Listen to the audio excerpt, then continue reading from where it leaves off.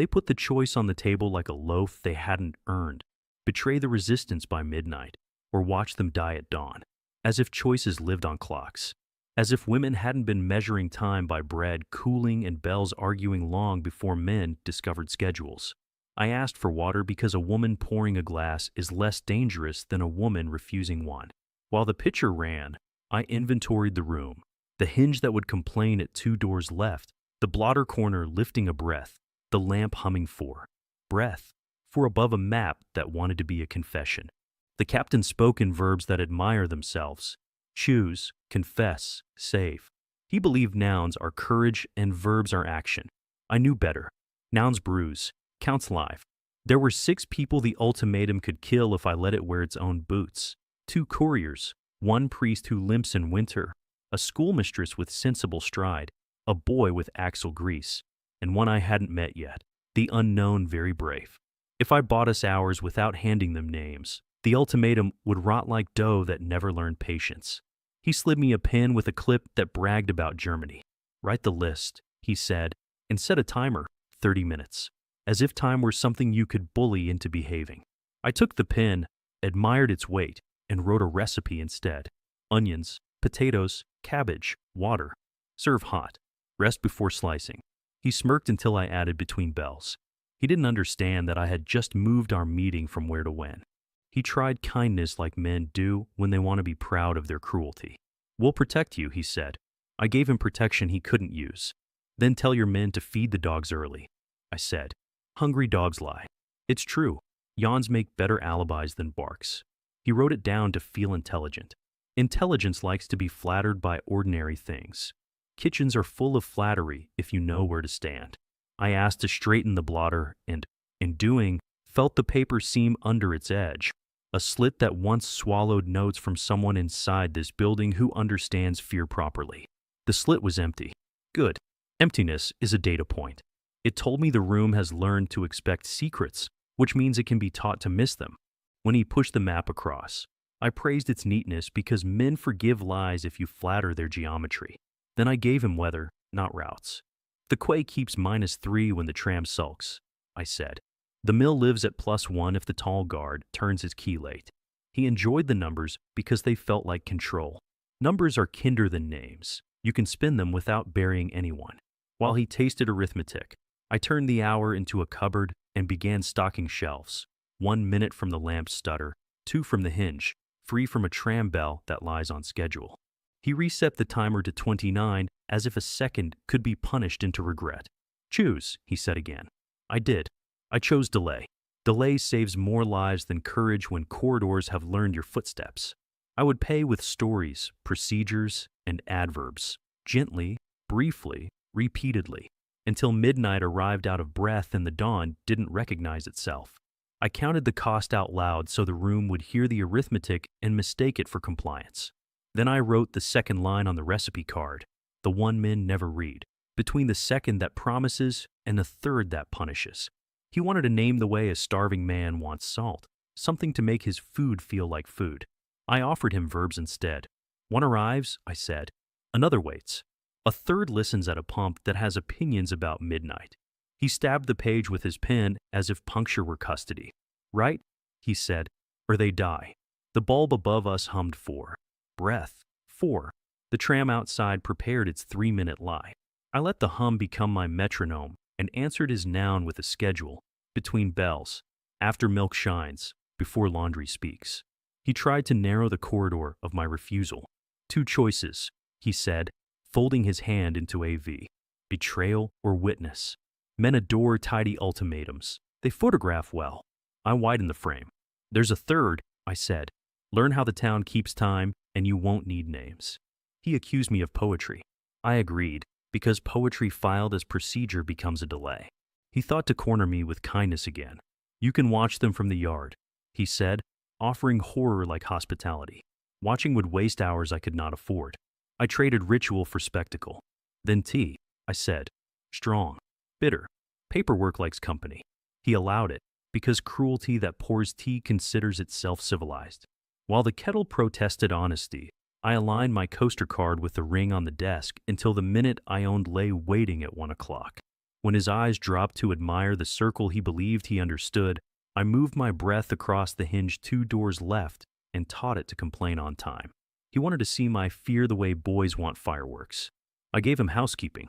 I straightened the blotter, which lifted enough to reveal the paper seam beneath, a slit that used to swallow notes. Empty. Emptiness is my favorite witness. It never lies. I pressed the corner flat and apologized to the furniture for remembering what a room had been built to forget. List, he insisted, pushing clean cards across the wood. I wrote a ledger instead, the kind women keep so families can afford winters. For became 3, then 2, then 1, then 1 again.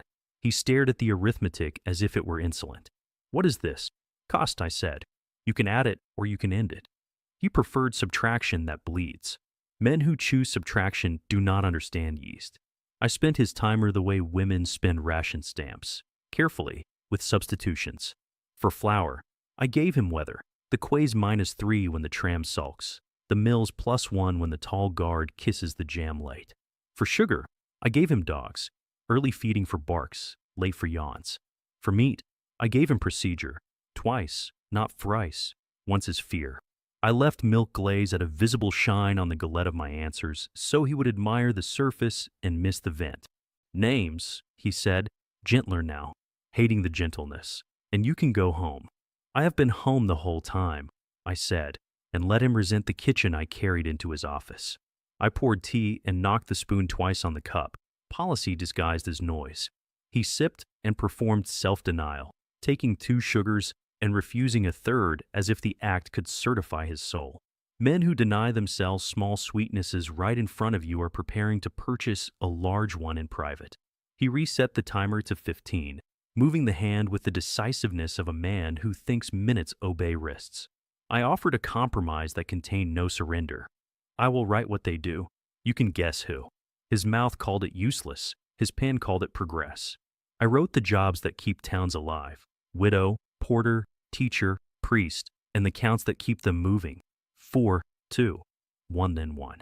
I added adverbs like stitches, gently, briefly, repeatedly, because adverbs waste bullets. He reached for mercy the way a man reaches for a coat he won't wear. 1 name, he bargained. 1, and the rest can be saved. I gave him a number, 6, and a condition. If 6 live, I will bake you brioche. He laughed because he thought I was mocking him with fat and flour. I was pricing the dawn. He tried shame next, the lazy kind. Good women protect their households. Good women budget their fear, I said, and let him hate the grammar. I offered him inspection routes as recipes. Arrive after the second bell. Knock twice. If the window fogs, go. If the milk shines, wait. If you hear echoes, you are early. If you count footsteps, you are late. He wrote it all. He will call it procedure. His sergeant will call it superstition. Between them will fall exactly 3 minutes of air I can spend on lives. He leaned in, certain he had finally found an edge sharp enough to cut me from myself. By midnight, he said, tapping the map where he wanted the hurt to live. Choose. I looked at the clock that lies and at the tram that lies faithfully, and then I chose the thing women choose when men announce there are only 2 doors. I built a third and made it look like a kitchen. I slid the recipe back across the desk, my handwriting calm as a ledger. Serve hot. Rest before slicing. Between bells. He smirked at the domesticity, not realizing he had just agreed to let time into the room as a guest. Outside, somewhere beyond his uniform, bells rehearsed themselves. Inside, the bulb breathed 4 and 4. I placed my thumb over the ring on the desk, felt the minute cool under my skin, and decided which lie would live long enough to become true. I will decide at midnight.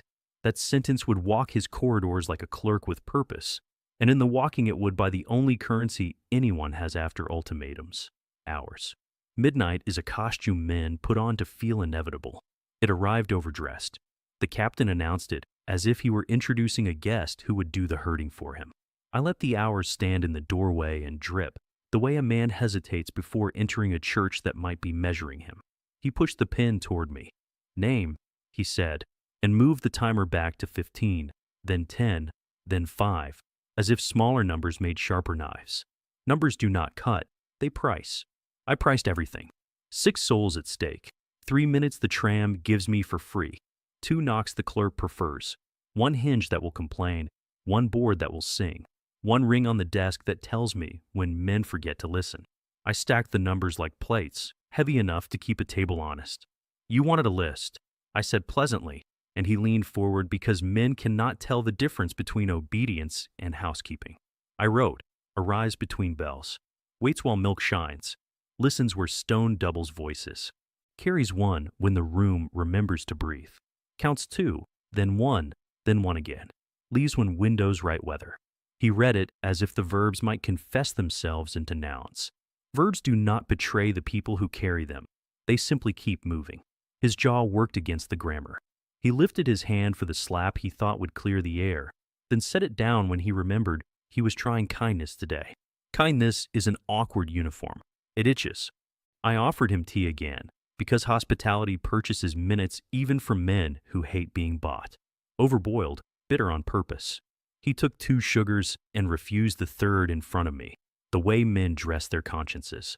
While he stirred, I slid my coaster card, the recipe that is not a recipe, until its faint ring kissed the older ring on the desk at 1 o'clock. His eyes followed the orbit like a boy admiring a coin trick. In that second, I coughed softly and the hinged 2 doors left complained on cue. The room learned what time it was without knowing it had learned. He tried a new shape of thread. Witness. You will stand in the yard, he said, and watch what your silence buys. Men mistake watching for knowing. I countered with measurement. If you make me watch, I said, do it between the 2nd bell and the 3rd. Otherwise, the town will not see what you paid for. He blinked, confused by an enemy who schedules her own horror. He agreed anyway. Bureaucracy loves a timetable even when it leads it by the nose. He pushed a blank card for my final decision. I wrote market soup across the top and listed onions, potatoes, cabbage, water because hunger is the most honest ledger. I finished with serve hot, rest before slicing. Between bells. He smirked until he realized he was copying it into a file that would need to be shown to someone who likes procedure.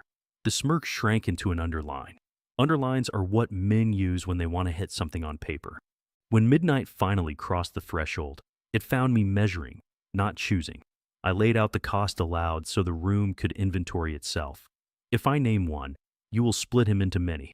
If I name none, you will become many searching for 1. The truth annoyed him because it did not supply a handle. He demanded a story instead. I gave him one about the tram conductor who overpunches tickets when he is angry at the prefect. True and useless.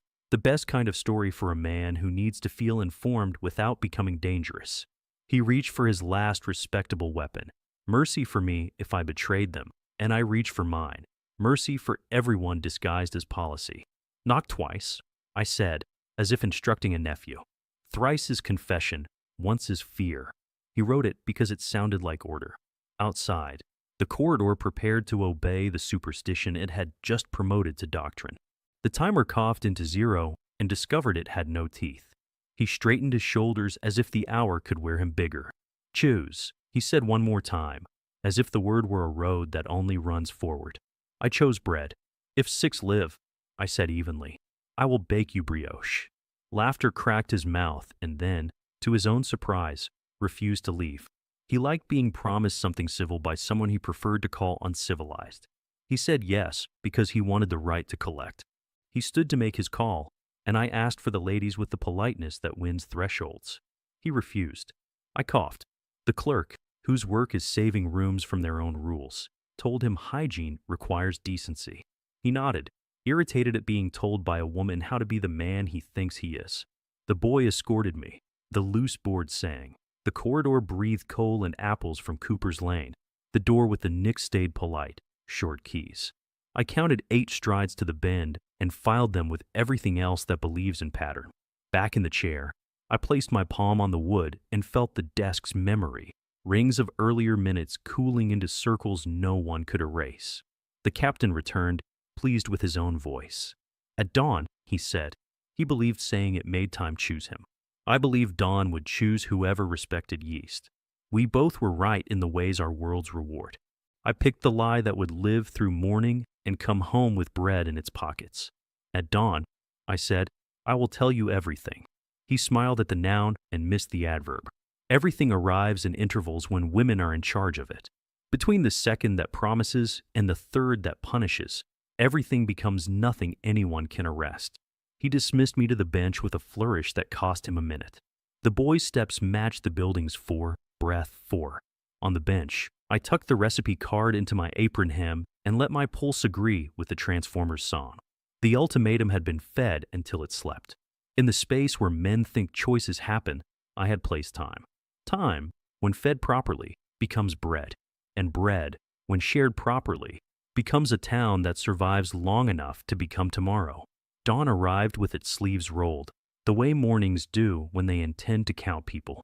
He led me to the yard to make a witness of me, because theater believes seeing equals owning. The air was coal and apples from Cooper's Lane.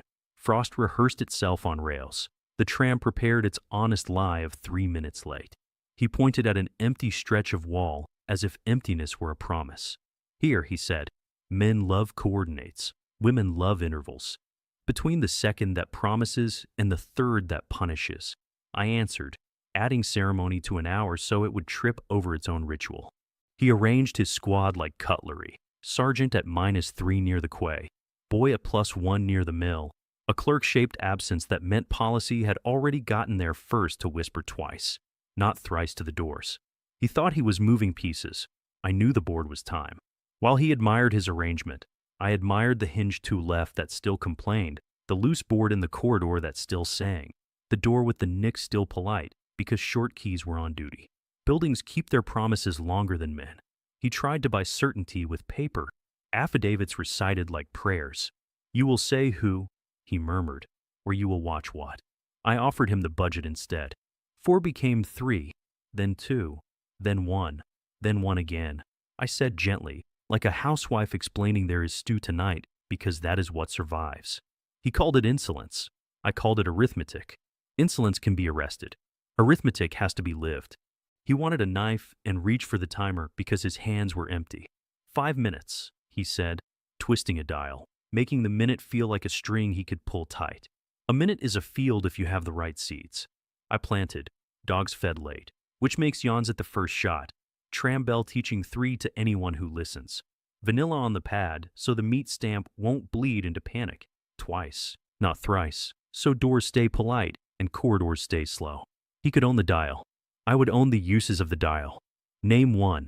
He offered, discovering generosity the way men discover islands. Loudly late. Save many. He wanted nouns. I gave him verbs that spin better. 1 arrives, I said. 1 waits. 1 listens. He tried to turn my verbs into people and found only work. Work is not arrestable. The tram confessed its 3, faithful to its dishonesty. He flinched because clocks and rails had betrayed him in public. The boy glanced at the mill, +1 living like a parish on its own calendar. I watched the door with the nick remain unkissed, and in the unkissing I heard distance being made somewhere that uniforms hadn't paid for. Do you smell bread? I asked conversationally. He did, and hated that the yard smelled like mercy. He tried witness again, voice lower now, bargaining with pity. Stand here, he said, placing me where shadow would fall on my face and dignity could be measured by how still I held my jaw. I held it still the way you hold a cake you don't intend to drop. You could end this, he said. You could end them. I am ending ours, I said. Ours kill fewer people. He disliked my math, but could not disprove it without making my point for me. The sergeant returned from -3 carrying echoes like trophies. 2. He reported, triumphant about a 1 that had learned to sound like 2. The boy returned from +1 with footsteps that had learned to whisper 1 where 2 used to be. Both were right. Both were wrong. Both were busy. Busy is a saint in buildings like this. While they argued, the clerk placed 2 paper clips on the file and 1 inside and walked through the yard as if counting stoves. Her silence made a bridge. He brought out the radio next, the one that makes men believe the world is a wire. He demanded London in my mouth and found only steam. Tonight it traveled by bread, I said, and watched him dislike being demoted below yeast. He barked orders at paper to punish it for being paper. Paper forgives men who shout. He gestured to the wall again. Here, and I nodded as if I understood the architecture of punishment. I understood the architecture of cooling. Bread tears if you cut it hot. Towns do too. Rest before slicing, I said, almost kindly. He mistook it for mockery and mistook his anger for policy. Anger makes good theater and poor schedules. He decided to move the hurt to noon to teach me waiting. Waiting is my trait. In the hours he hoped to threaten me with, I sharpened mercy. I asked for a list so his men could eat market soup without poisoning themselves. He permitted because men admire benevolence that costs women the most. I wrote onions, potatoes, cabbage, water, and added between bells at the bottom where clerks copy things into forever. He watched, satisfied to own a card that proved my cooperation. Cooperation is what they call it when a woman writes the instructions that will delay them. At the edge of noon, he gambled his last respectable coin. Betrayal buys you home, he said. Home is a kitchen, I said. I brought it with me. He laughed, and in the laugh lived everything that could not be filed. Laughter makes rooms late. While it echoed, the yard breathed dogs who had been fed late, and thus decided the world was not interesting. The tram rehearsed its three for the afternoon. A clerk moved a clip. A door stayed polite, twice, and a hinge confessed exactly on Q2 left. Somewhere, one became nobody for long enough to become safe. He put the knife of the ultimatum back on the table, and I put the ledger beside it. Knives finish things. Ledgers keep score until there is nothing left to price. You have until dusk, he said, thinking he had found a new door.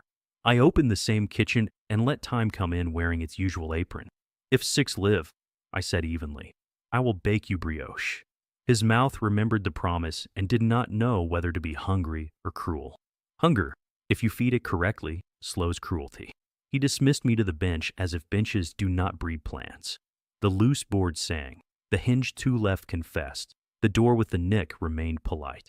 I sat, folded the recipe card into my hem until paper learned to be cloth, and counted the building's heart. 4, breath, 4, until mine forgave it. I did not know their names. I did not need them. I needed counts and intervals, and I had both. Dusk arrived with the color of paper that has been handled too much, thumbreeze purple at the edges. He marched me back to the table because endings like to pretend they are documents. Last chance, he said, and set the timer to 10 as if shrinking numbers could starve a town. The bulb hummed 4, breath 4. Outside, the tram rehearsed the evening's honest lie of 3. 2 doors left. The hinge kept its appointment. I aligned my coaster card so its pale ring kissed the desk's older moon at 1 o'clock and let the minute cool under my thumb. Minutes are loaves. You don't slice them hot. He tried mercy upside down. Name one and the rest can work for us, he said, dressing betrayal in wages. I gave him work he couldn't hire. One waits in a house where soap is stacked twice for inspection, I said. He wrote soap like a sheriff, not realizing he had bought tomorrow's boredom and left tonight alone. He pushed, who stacks it? The person who counts, I said, and he hated the answer because it made him respect the wrong skill. The sergeant barged in with echoes he had promoted to men. The boy followed with footsteps he had demoted to doubts. They argued -3 versus +1 like two churches that share a bell, but not a doctrine. He waved them quiet and reached for his sharpest noun, traitor. I declined the grammar. I'm a ledger, I said. You can tear out pages, the math remains. The clerk arrived, silent as refunds, and placed 2 clips on top of the file and 1 inside. The woman's semaphore for it's done. He announced the yard again, made of coordinates and noise. I asked for the ladies with the courtesy that opens more doors than anger. Refused, then permitted. Cruelty tires of itself when it has to stand. The boy walked me. The loose board sang. The air from Cooper's Lane tasted like coal, then apples, then water. The city's way of saying after. On the way back, I let my shoelace misbehave and knelt for the bow that buys 1 ring of time. He waited, because decency rehearsed in public has to finish its scene. Back at the desk, he played the radio to punish silence and got static that sounded like snow learning to be paper. He demanded London from my mouth. I offered steam and bread instead. You mock me, he said. I feed you. I answered, and slid the soup card a fraction so rest before slicing sat where a clerk's I would copy it into forever. He underlined it again, the 3rd time a man has sworn an oath he didn't mean. 5 minutes, he said, twisting the dial until it squealed. He wanted the squeal to be me. I bought the 5 with procedures men admire. If you knock, do it twice. Thrice is confession, once is fear. If the window fogs, go. If the milk shines, wait. If the pad bleeds, switch to black and your audits will haunt you. He took notes because men would rather fix a stamp than face a woman who will not fold. The yard assembled its finale and discovered it was late to itself. Dogs yawned, fed late, obedient to the clerk's mercy disguised as schedule. The tram confessed 3. The door with the nick stayed polite. Short keys don't kiss. In that politeness, somebody became nobody and then safe. He didn't see it. He was busy choreographing a witness. The sergeant tested his knock, twice, and admired the sound of his own obedience. Time, he said, as if the word were a blade. I set the ledger beside it. 6, I said. If 6 live, I will bake you brioche. The line found his hunger like a path through snow. He hesitated. Men do when they can smell butter in their future, and called it mockery to save face. The boy didn't save face. He saved silence, looking at the wall where 2 rings had kissed all day at one. He finally believed in the minute I had been stealing. He marched me out to prove me wrong with emptiness. Emptiness obliged. The wall had learned to be ordinary again. The yard had learned decency by accident. He looked at the clerk, then at the boy, then at the clock that insists on lying, then at the tram that lies faithfully. What he saw felt like nothing. Nothing is the name rooms give to lives that succeeded. He tried to spend rage like cash and found it counterfeit. Paper with my cooperation on it stacked into fortresses nobody would live in. He told the sergeant to search the cooper at dawn. Dawn is the baker's, I said, and the clerk, brave enough to be practical, wrote after bread in the margin where men never look and policy comes to rest. He returned me to the bench to let the timer do the thing he couldn't. The loose board sang, the hinge confessed, the building counted 4, breath, 4. The tram was 3 minutes late exactly on time. Between the second that promises and the third that punishes, the city cooled like a loaf that intends to slice clean. Somewhere beneath their paperwork, 6 arranged themselves into tomorrow. Night came back wearing the same coat. Pockets turned out to prove it had nothing left to spend. He sat me at the table to let the timer finish the work his hands could not. The bulb hummed 4, breath, 4. The tram rehearsed its faithful lie of 3. 2 doors left. The hinge made its little confession on schedule. I laid the ledger, my recipe card with its pale ring, beside his knife of a question. Knives end things. Ledgers keep score until the ending cannot afford itself. Last time, he said, pride thinning to wire. 1 name and we are done. I gave him work again, the kind he cannot arrest. 1 waits, 1 listens, 1 carries. When the window fogs, go. When the milk shines, wait. Twice, not thrice. He wrote it because order is a lullaby for men who don't sleep. The clerk made no sound, but I saw her slide 2 clips on top of the file and 1 inside. Her semaphore for it's already happened. The sergeant returned from -3 with a report padded by echoes. The boy from +1 with footsteps that insisted there was only 1 where once there had been 2. They argued the doctrine they had built out of my intervals until the room warmed with useless certainty. In that warmth, mercy rose. Dogs fed late yawned themselves into irrelevance. Keys stayed short, and the nick on the jam remained unkissed. The corridor's loose board sang, and then, perfect as bread coming free of the tin, stopped. Silence can mean empty. It can also mean through. He saw nothing happen and called it failure. You achieved nothing, he told me, needing the sentence to become history. Nothing is the word rooms use for lives saved elsewhere. He turned up the radio to punish silence and found snow. London, he demanded. Steam, I said. He hated being ranked below yeast again, and I forgave him because kitchens forgive men until the ovens cool. He tried 1 more shape of kindness, the kind that flatters itself. If you had named 1, this could have ended earlier. Earlier is ragged, I said. Bread tears when you cut it hot. Towns do too. He called it poetry. I called it schedule.